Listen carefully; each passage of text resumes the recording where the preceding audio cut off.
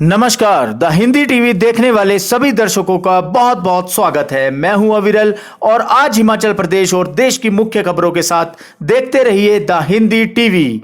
हिमाचल में 5 और कोरोना संक्रमितों की मौत, अब तक 55 ने तोड़ा दम। प्रदेश में 181 नए मरीज, जाने किस जिले में कितने मामले।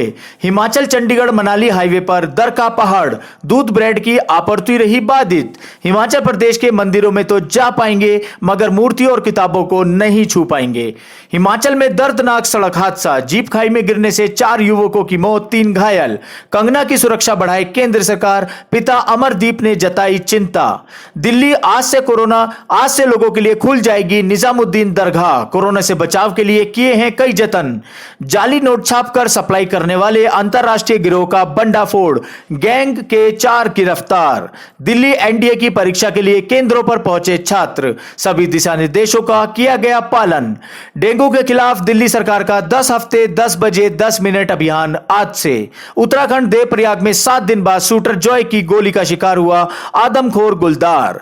लॉकडाउन में अकाली नेता के बेटे ने दी जन्मदिन पर पूल पार्टी। चलिए देखते हैं सभी खबरों का विस्तार। हिमाचल में हर दिन कोरोना से मौतों का सिलसिला जारी है। शनिवार को प्रदेश में रिकॉर्ड 5 लोगों की जान चली गई। जिन 5 लोगों की मौत हुई है उनमें कांगड़ा जिले के थुरल के कोना का बुजुर्ग और ऊना जिले के अंब के 2 लोग शामिल हैं। नेरचौक मेडिकल कॉलेज में हमीरपुर के बुजुर्ग महिला और सोलन के नालागढ़ में उत्तराखंड के व्यक्ति की मौत हो गई है। प्रदेश में अब तक कोरोना से 55 लोगों की जान चली गई है। ऊना के अंब में बिहार के 64 वर्षीय व्यक्ति को पालकवाह कोविड केयर सेंटर में आइसोलेट किया गया था। शनिवार सुबह तबीयत बिगड़ने पर उन्हें कोविड अस्पताल हरोली लाया गया, जहां उन्होंने दम तोड़ दिया। इसके अलावा अंब में ही एक 75 वर्षीय बुजुर्ग की मौत के बाद लिए गए कोरोना सैंपल की रिपोर्ट पॉजिटिव आई है। उधर कांगड़ा के जिले के थुरल के कोना का 82 वर्षीय व्यक्ति पालमपुर में उपचाराधीन था। उन्हें उल्टी दस्त की शिकायत पर पालमपुर अस्पताल लाया गया था, जहां उनकी मौत हो गई। हिमाचल प्रदेश में शनिवार को कोरोना वायरस के 181 नए मामले आए हैं। सोलन में 59, ऊना में 28, हमीरपुर में 22, शिमला में 21, कांगड़ा में 20, सिरमौर में 10, चंबा में 9 और मंडी कुल्लू में 1-1 मामला सामने आया है। प्रदेश में हर दिन कोरोना से मौतों का सिलसिला जारी है। चंडीगढ़ मनाली नेशनल हाईवे हिमाचल के मंडी में दवाड़ा के समीप शुक्रवार रात पहाड़ी से पत्थर गिरने के बाद बंद हो गया है। रात करीब 1 बजे से बंद मार्ग को शनिवार दोपहर बाद तक भी खोला नहीं जा सका। इस कारण कुल्लू मनाली की ओर आवश्यक सामान, दूध, ब्रेड और अखबार की सप्लाई भी बाधित हो गई है। दवाड़ा में रुक रुक कर पत्थर गिरने से मार्ग बहाल करने के काम में बाधा आ रही है। सुबह करीब 8:30 बजे थोड़ी देर के लिए मार्ग बहाल हुआ था, लेकिन भारी मात्रा में पत्थर सड़क पर गिरने से मार्ग फिर से बाधित हो गया है। पत्थर गिरने की घटना को मौके पर मौजूद लोगों ने अपने मोबाइल में कैद कर लिया है। मलबा हटाने का कार्य रुक रुक कर चल रहा है। हाईवे के दोनों तरफ लंबा जाम भी लगा हुआ है। मंदिरों में तो जा पाएंगे मगर श्रद्धालु मूर्तियों और धार्मिक पुस्तकों और घंटियों को नहीं छू सकेंगे। अन्य धार्मिक स्थलों जैसे मंदिर, मस्जिदों में भी किताबें नहीं छुई जा सकेंगी।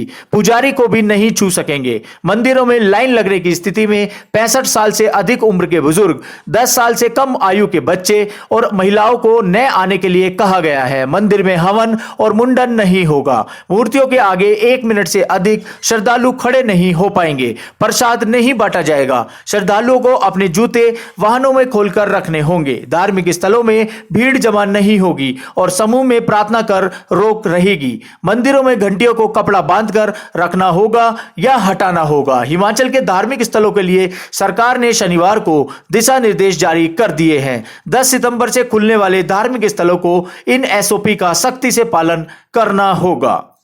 हिमाचल प्रदेश में शुक्रवार देर रात दर्दनाक हादसा हो गया है। किन्नौर जिले के सांगला चितकुल संपर्क मार्ग पर खरगोला के समीप एक सड़क हादसे में 4 लोगों की मौत हो गई है, जबकि 3 घायल हो गए हैं। घायलों में 2 का रामपुर खनेरी और 1 का आईजीएमसी अस्पताल में इलाज चल रहा है। एसपी किन्नौर एसआर राणा ने बताया है कि पुलिस थाना सांगला से मिली जानकारी के मुताबिक शुक्रवार देर रात करीब 1:30 बजे एक जीप 25A2626 रक्षम से सांगला की ओर जा रही थी। जैसे ही गाड़ी खरगोला के समीप पहुंची तो अनियंत्रित होकर सड़क से करीब 180 मीटर नीचे नाले में जा गिरी।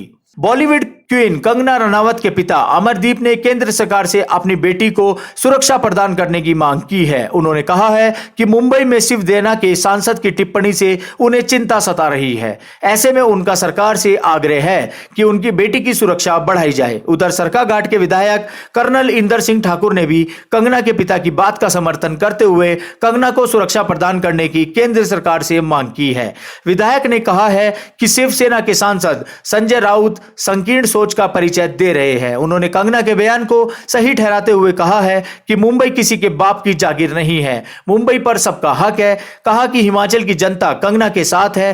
कंगना को मिल रही धमकियों के देखते हुए प्रदेश व केंद्र सरकार कंगना को उचित सुरक्षा प्रदान करेगी। निजामुद्दीन दरगाह रविवार सुबह 4 बजे से आम लोगों के लिए खुल जाएगी। दरगाह के अंदर सामाजिक दूरी के नियमों के पालन के लिए निशान बनाए गए हैं। प्रवेश द्वार पर सैनिटाइजर मशीन लगाई गई है। निजामुद्दीन दरगाह के प्रमुख सईद अदीब निजामी ने बताया है कि सरकार की गाइडलाइन के अनुसार ही दरगाह के अंदर कोविड-19 से सुरक्षा के इंतजाम किए गए हैं। सोशल डिस्टेंसिंग का पालन कराने के लिए जगह जगह पर 4 फीट की दूरी पर निशान लगाए गए हैं। दरगाह में आने वाले हर व्यक्ति को मास्क लगाना अनिवार्य होगा। मुख्य द्वार पर थर्मल स्कैनिंग की व्यवस्था की गई है। दरगाह में 10 वर्ष से कम और 65 वर्ष से अधिक उम्र के लोगों के प्रवेश की अनुमति नहीं दी जाएगी। साथ ही मजार को छूने, फूल, चादर व अगरबत्ती चढ़ाने की इजाजत भी अभी नहीं दी जाएगी। दिल्ली पुलिस की स्पेशल सेल ने नकली नोटों की छपाई और सप्लाई करने वाले एक अंतर्राज्यीय गिरोह की खुलासा कर दिया है। शनिवार को पकड़े गए गिरोह के 4 बदमाशों की पहचान पीलीभीत निवासी अजीम खां, अकील अहमद, डॉक्टर अकील अहमद और नितिन पटेल के रूप में हुई है। चारों के कब्जे से 1 करोड़ 34 लाख रुपए कीमत के नकली नोट बरामद हुए हैं। गिरोह बीते 8 वर्ष से एनसीआर में सक्रिय था और अब तक करीब 25 लाख रुपए कीमत के नकली नोट खपा चुका है। गिरोह के पास से 20,000 अर्धनिर्मित नकली नोट, स्कैनर, प्रिंटर, लकड़ी के फ्रेम, स्याही, टेप, कटर और अन्य सामान बरामद हुए हैं। कोरोना महामारी और तमाम विरोधाभासी आवाजों के बावजूद भी देश में प्रमुख प्रतियोगी परीक्षाओं के आयोजन का फैसला लिया गया है। तमाम सावधानियों और नियमों के बीच परीक्षाएं करवाई जा रही हैं। सेंटरों पर कोरोना के दिशा निर्देशों के मुताबिक इस बार कई तरह के नए नियमों का पालन किया जा रहा है। दिल्ली में भी हजारों की संख्या में परीक्षार्थी परीक्षा केंद्रों पर पहुंच रहे हैं। आइए देखते हैं राजधानी में कहां कैसी व्यवस्थाओं के बीच हो रही है परीक्षा। राजधानी में मच्छर जनित बीमारी के रोकथाम के लिए दिल्ली सरकार आज से 10 हफ्ते 10 बजे 10 मिनट अभियान शुरू करेगी। यह अभियान प्रत्येक रविवार को चलेगा। अभियान की शुरुआत मुख्यमंत्री अरविंद केजरीवाल अपने निवास स्थान से सुबह 10 बजे करेंगे। केजरीवाल ने कहा है कि सरकार इस अभियान के जरिए दिल्ली को डेंगू और चिकनगुनिया से मुक्त कराना चाहती है। उन्होंने जनता से इस अभियान में बढ़ चढ़कर भाग लेने की अपील की है। स्वास्थ्य मंत्री सत्येंद्र जैन ने भी कहा है कि बीते वर्ष भी यह अभियान चलाकर सरकार डेंगू को हराने में सफल रही थी। उत्तराखंड के देवप्रयाग में कई लोगों के मौत के घाट उतारने वाला आदमखोर गुलदार आखिरकार ढेर हो ही गया। गुलदार को मारने की फिराक में 7 दिन से गांव में तैनात शूटर जॉय जुकुल ने शनिवार देर रात गुलदार पर निशाना साधा। जानकारी के अनुसार गुलदार ने कुछ दिन पूर्व डाक बंगला रोड पर एक युवक को निवाला बनाया था। इससे पहले भी यह गुलदार कई लोगों को अपना निवाला बना चुका है। इसके बाद से ही ग्रामीण गुलदार को मारे जाने की मांग कर रहे थे। ग्रामीणों की मांग को देखते हुए वन विभाग ने 30 अगस्त को गांव में शूटर हुकुल को तैनात किया था। शनिवार देर रात को गुलदार गांव में दिखा तो शूटर जॉय अपनी टीम के साथ सतर्क हो गए और गुलदार को गोली मारकर ढेर कर दिया। वहीं दूसरी ओर लॉकडाउन के बावजूद शहर के एक अकाली नेता यानी कि चंडीगढ़ के अकाली नेता के बेटे ने अपने जन्मदिन पर दोस्तों को पूल पार्टी दी। पार्टी का समय भी शाम को ही रखा गया और वहां पर कुछ दोस्त बुलाने के बजाय भीड़ एकत्र कर लॉकडाउन की धज्जियां उड़ाने के साथ शराब भी परोसी गई।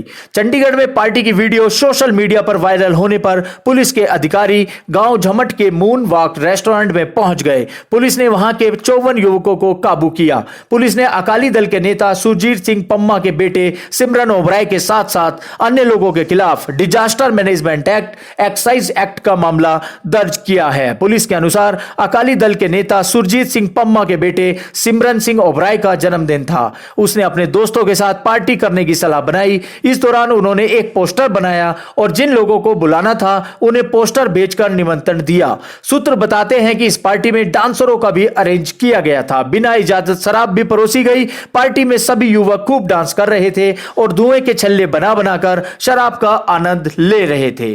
तो ये थी देश भर की मुख्य खबरें। मिलते हैं जल्दी अगली बड़ी खबरों के साथ। हर खबर पर नजर, हर खबर का सच। तब तक देखते रहिए द हिंदी टीवी।